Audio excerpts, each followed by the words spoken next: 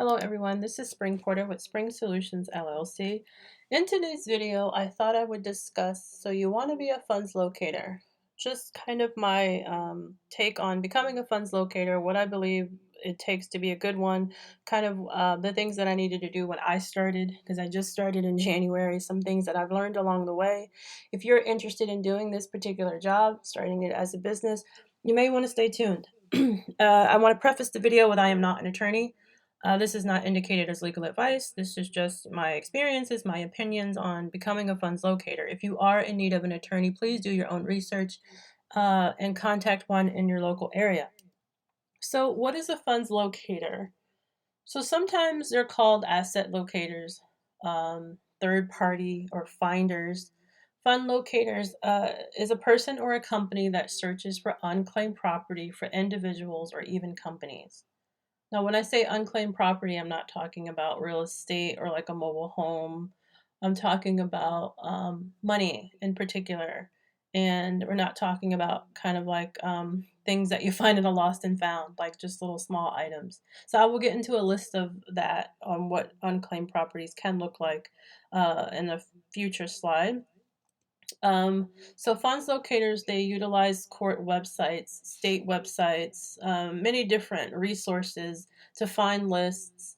And then they do some skip tracing or some kind of detective work where they're searching for information, trying to find proper addresses and emails, telephone numbers, so that they can contact the individual or company and try to contact them to tell them that there's money here.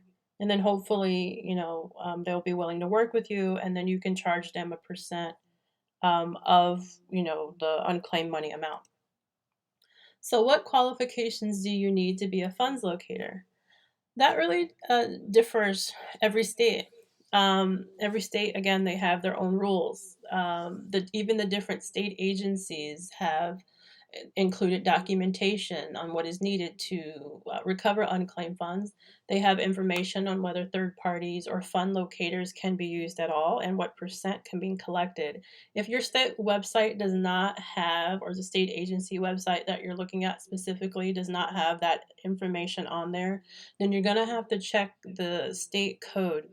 So let's say you're working for unclaimed properties or you're looking for unclaimed properties in the state of Arkansas, for example. You're going to have to search Arkansas state code. And when you pull that up, you're going to have to search for maybe finder's fees or funds locator fee or something to that effect that will show you and tell you what percent you can legally charge, because it varies across the board. And again, you want to make sure that you're sort of in compliance with what the state allows. If you're not good with researching this information, you may have to contact a lawyer's office and get that information. Sometimes you can find it for free if you go to an attorney's office that is specializes in this type of asset management type thing. That information may be on their website. So do your research before you contact an attorney. You may be able to find it for free, but some attorneys actually give free consultations over the phone now, or even, you can send an email. I think some charge you specifically when they take on your case. So not every attorney charges for consultations. You just have to do your research. So again, some states, in order to be a funds locator, you may have to be a private investigator, and others you may have to be an attorney. And others, they don't recognize third party, but you can assist the claimant and just kind of work out, a contract amongst the client. So it just depends. Every state's different. So again, to be a funds locator, I believe you need to be a good researcher. You need to be someone that likes to read information, organizes things. You have to keep good records. You have to be able to speak to people on the phone and be sincere about what it is that you're saying, so that your kind of the why on your calling them, it comes across, in a sincere way. Because it's important. If you don't do that, then they're not going to be willing to work with you. So just make sure that you know what you're talking about. Make sure you're not just following a script that someone has downloaded and given to you, and you don't even understand what it is that you're doing, or you didn't collect the list on your own. It's just someone gave you something and you're just trying to find that information. You may miss an opportunity because you weren't prepared. So it's good to do this on your own. Um, is this legal? The short answer is yes, of course it's legal. Although there are people that do illegal things in any business, the process to claiming unclaimed funds is legal so as long as you have the correct paperwork and you're in compliance with the state code. There's nothing wrong or illegal with assisting someone in paperwork. It's just the things vary from state to state. So that's all you need to be aware of is what are the state rules. So I believe that people get a bad impression, or funds locators may have a bad impression. This is my personal opinion because it shows funds locators show that companies, courts, and lawyers have not done the best job at servicing their clients, or else the funds would not even be there. So let me give you an example. Let's say someone files an insurance claim of some sort, and they're waiting on the money. They need those funds. And time goes by, the check was sent out, and then it comes back, it was never cashed. Well, why was it never cashed? There's two reasons, I believe. Someone died, which does happen on occasion, and then maybe there's a bad address. More often than not, I think it's the lack of bad addresses where the funds are there. And what that leads me to believe is that the companies don't keep good records. They have poor case management. And to make a long story short, they're not servicing their clients. If you're doing good business with your clients, you should have their contact information. You should know how to reach them. You should have you're sending them a check, like you just processed it. Why do you not have a current address? Um, I don't understand that. But I think again, we're shining a light on something that the companies and courts would rather not, you know, want the public to know, because everybody would be flocking and trying to get unclaimed property. It would be more of a prevalent topic, and it's not. And there are so many unclaimed properties that are out there because of poor a lack of customer service and poor case management software and reporting and that type of thing. That's just my opinion. So again, we're providing a service to people that the general public may not be aware of, and court agencies and websites would rather it not be known. I have a video where I'm trying to contact a court in New Jersey to try to get information on unclaimed funds, and he was not aware. So sometimes the money is there and they have no idea what they're doing. I mean, they have lack of resources too. Certain government agencies, they just it makes for bad business all around. But this is a good thing for us because we're providing a service again. So I believe that there will come a time when this is more prevalent, as opposed to it not being prevalent and it seems a little scamish, but really is not scamish. You're providing a service. So what type of funds can you locate? So again, I mentioned insurance claims in my videos. There's pensions, there's old checking savings accounts, there's foreclosures, surplus funds, there's tax sales overages, there's mortgage insurance with HUD. I believe that this one is kind of a special beast in that the information is there on the website, to a certain degree. They have a lot of information on third parties and why they don't, HUD does not work with third parties because they don't want the homeowners to lose out on money. But at the same time, the homeowners are not even aware that this surplus is here with the mortgage insurance. So I don't know, it's just kind of strange. But in order to do this particular, funds locators for HUD, you have to do your research there too. I believe they don't pay you directly, but you can work with the homeowner and try to work with them on getting funds. Bankruptcy cases, that's primarily what I deal with because that's what I've been doing for 10 years is working with attorneys' offices. So although I have the information on how to research it, making it a business and marketing and all of that and finding leads and deals, that's becoming the other piece of it. That is challenging to a certain degree, but I'm putting it all together. I'm trying to build something here. It takes time. Another thing that you can locate: security deposits, payroll checks, estate proceeds, inactive stocks, unpaid wages. This is not a complete list. There are multiple, other things that you can locate, I'm sure. These are just a few. So can't people just do this themselves and not have a third party or funds locator? Of course. The short answer is yes, individuals can do this themselves. Individuals can do anything themselves. I mean, most people are not aware that the funds are here. But people can also file their own divorces themselves or bankruptcies pro se. They can install their own and repair their own refrigerators or build their own homes. But most people want someone with experience in doing those things. You're providing a service in that. So you become an expert in the matter. So they'll be willing to work with you. At least that's my angle. Hey, I've been a paralegal before. I know something about your case. I always draw on my past experiences to kind of speak with a potential client or a lead to sort of get a deal. So that is my background. So yeah, people can do this themselves, but you want to have someone that has experience in doing it. So how do you get started? This is important to know the why. My why on why I got started doing this is because, quite frankly, I was tired of working for other people and fulfilling their mission statements. I was tired of working with people that had poor management skills. It was just very messy, very stressful jobs, and I was tired of spending time in traffic, spending time away from my family and my son when I could be here. I would rather be home when he's home so that I could actually talk to him and see how his day was. That was my why. I wanted more flexibility in scheduling. I wanted to utilize sort of my bankruptcy experience that I had and kind of do something from home, and become, and set my own boundaries and my own parameters to which I work. So you have to decide what that is for you. What is your why and why you're wanting to be a funds locator? You have to decide that for yourself, and to what capacity. Do you want to help other people? Do you want to supplement income? Do you want to have this be a full-time job? Do you want it to be a business? Do you want to just make money to go on a vacation? Or maybe, to pay for a wedding or an engagement party or just something. You need to know why you're wanting to do this.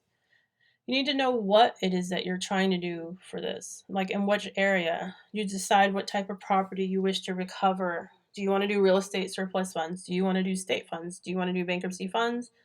You have to become familiar with the laws in that state. So I think once you know the why and the what, and I constantly have to remind myself of the why because I'm just getting started in this too. And some days it's easy to recognize why, and then there are some days that are not so easy, but you have to keep yourself on target. And we'll talk about just the things that you need to know and staying positive and keep pushing forward even when people don't believe in you or don't value you.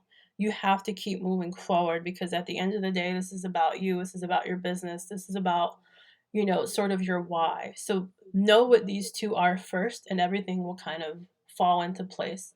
And these may evolve over time, your why and what, but as long as you have them sort of in the front of your mind and you're working toward them, you can make whatever it is that you want to happen. At least that's my opinion. Other important things to know: please do your own research. Don't look for people to hand or spoon feed you information. This is not that type of business where you can do that because there are so many different states with so many different rules, and you're going to have to do your own research. Um, network. You may not have a mentor. Um, you may look up to someone who was on YouTube. They may not be in the field of unclaimed funds, but maybe they're a real estate investor. Maybe they just have, side businesses where they do tech stuff online or anything. Maybe reach out to them, uh, via email and just see if they'd be willing to talk to you on the phone, or just series of emails and asking them how they got started. Or maybe they have that information already online on YouTube already, or blogs, because we live in an era where information is readily available 24 hours a day. And now that we're all on lockdown, we have the ability and the time to search for new information, to learn a new skill. So it is possible to find and network all via social media, to be honest. Another thing to know when you're starting your business is to give yourself time and credit for doing something different. Your family is not going to always understand what it is you're doing, and they may not support you. And even people that are doing things that you're doing may not even support you because they have different goals than you do. I was a part of a program that I don't care to mention, but I'm no longer a part of because they had a different vision. And when your vision is to become a millionaire and you kind of do that by any means necessary, you may sort of cut corners and provide a different level of service that you could provide to the people who are needing it. And that's not my goal. So everybody has a certain goal that you need to um, sort of maintain and know what that is for yourself.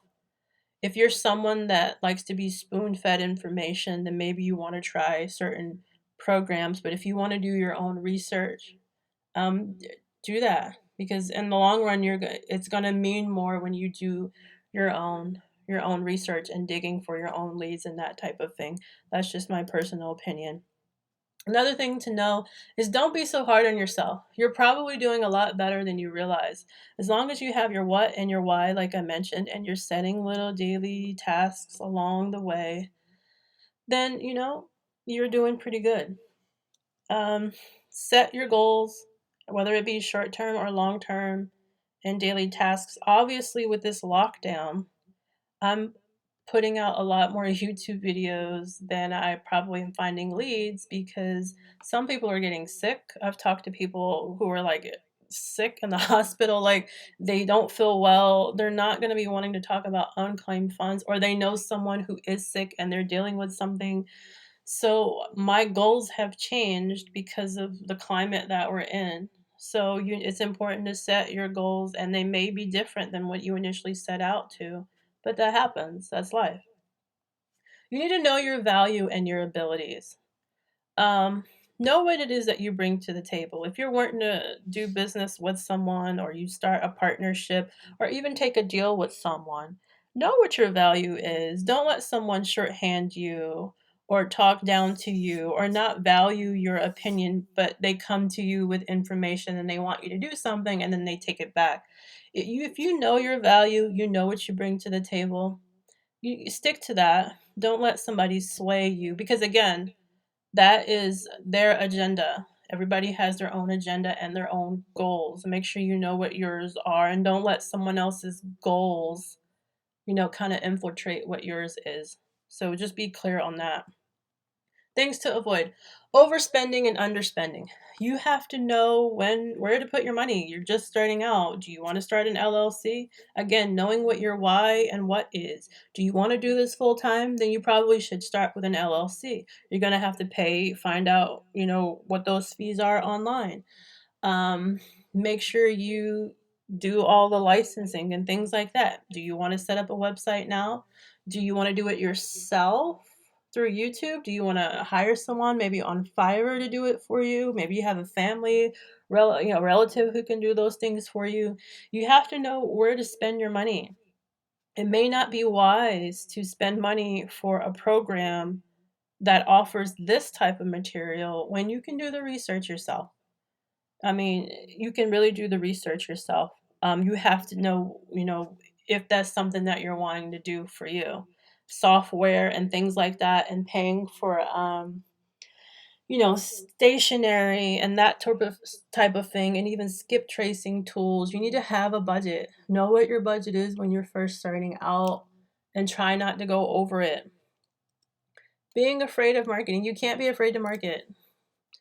As I stated, when you first started doing this business, you're marketing yourself and your skills over the phone. You may not be confident in the beginning, so that's going to come with time, but you can't be afraid.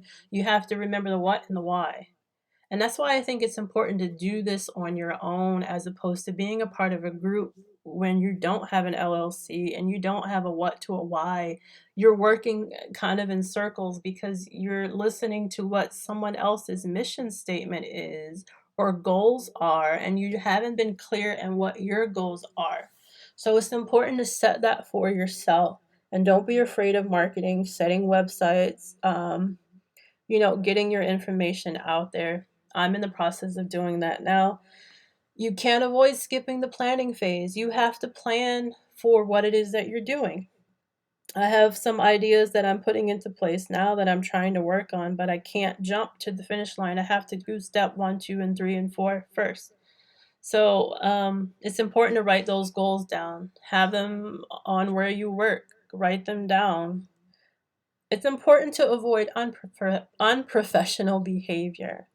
You never know who's going to be a potential client. Some people may be rude, they're at home, they're stressful. You just don't know. You need to be professional in your email. You need to be professional if you're sending a text message. You need to be professional if you're sending out letterhead. It doesn't matter if you have professional letterhead with the fancy font on it or not. I think what's most important is the language that you're using. That's most important. So try to remember that, every client is a potential lead, and professional behavior can get you far and, in this particular business. Things to avoid: lazy record keeping. You're going to be contacting people a lot. You're going to have phone numbers, email addresses. It's important to keep record keeping, even if you're doing it in an Excel spreadsheet or some kind of free software management services. Please keep good record keeping so that you can follow up on leads and follow up on people. Because what if people call you back and you're like, who are you again? Like, you need to be able to go to something that's centralized, either on your phone or on your computer, and have all this written down. You need to be please avoid having, instant success. Success is not going to come instantly. If your goal is to start a business, then maybe that will take precedent over finding deals initially. You have to just kind of balance it all on what is successful for you, because you're basing your success on what someone else's goals are. That's not what it's about. If someone's goal is to become a millionaire and they're building a business or a program, if that's not what you're deeming as success, then don't measure your success with someone else's. You need to create what that is for yourself. If it's just for getting out information or creating, decent training material, then that is what it is for you. It just depends on who you are and what you're trying to do. So this is what I've come across in my sort of goal to be a funds locator and building a business and getting information out there. These are the things that I've come across. And I hope that this is helpful to people out there who are just getting started. Just to recap, please do your own research. You got to be clear in what it is that you're wanting. Do you want to do this full time or not? You need to be able to network, get outside of your bubble, and contact other people that are doing other things as well, because good business is good business everywhere. And you can pick up other things from other people who have maybe a different skill set that you have. So don't be hesitant on doing that. Write things down, keep organized, and just keep your daily goals. That is the biggest takeaway that I have in doing this so far.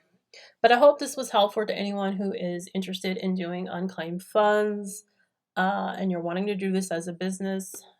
Make sure you know how you get started, why and what for sure. So I will see you in the next video. Thank you. Bye.